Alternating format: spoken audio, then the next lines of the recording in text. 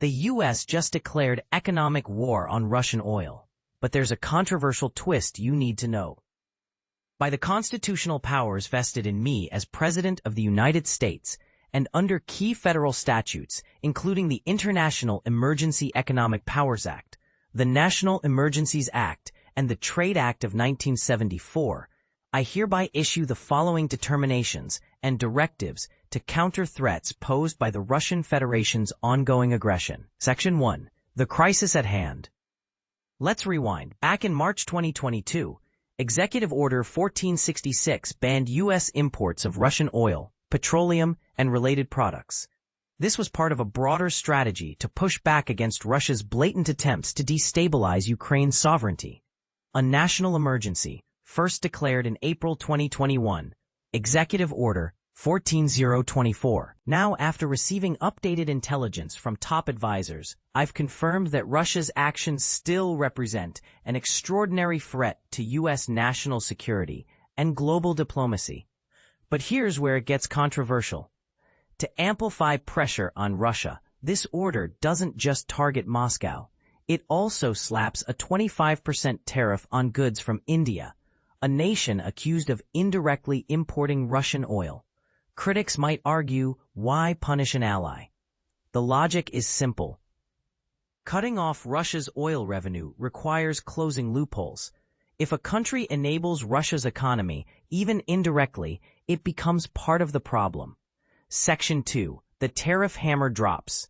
A. The finding. India is importing Russian oil, either directly or through third parties. B. The consequence. Starting 21 days after this order's publication, most Indian goods entering the U.S. will face a 25% additional tariff.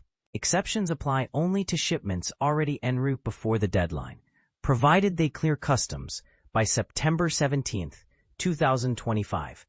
Section 3. How the tariffs work. A. Stacking rules. This 25% duty stacks on top of existing tariffs unless the goods fall under Section 232 national security tariffs, like steel/aluminum. B. C. Exemptions. Certain items are excluded, including those listed in prior trade agreements, like Annex 2 of Executive Order 14257. D. Foreign trade zones. Goods subject to the tariff entering U.S. trade zones after the deadline must be classified as privileged foreign status, a technicality that limits their domestic use. Section 4. Flexibility is key. A to C. Modification power. The White House reserves the right to adjust tariffs based on new intel, retaliation from other nations, or if Russia or impacted countries takes meaningful steps to de-escalate the Ukraine crisis. Section 5. The watchdogs. A. Expanding the net. The Commerce Secretary, alongside state and treasury officials, will identify other countries importing Russian oil.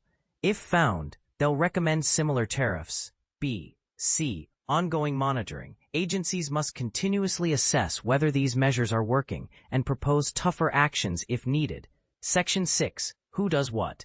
A. Delegated authority. Key departments, state, homeland security, etc., are empowered to enforce the order, update tariff codes, and handle logistics. Section 7 to 9. Fine print. Definitions clarify Russian oil and indirect imports, while boilerplate legal language ensures the order doesn't overstep existing laws or budgets. The big question for readers is, targeting third countries like India a smart way to isolate Russia, or does it risk fracturing alliances with nations caught in the crossfire? Should the U.S. prioritize punishing Moscow over maintaining trade partnerships? Sound off in the comments.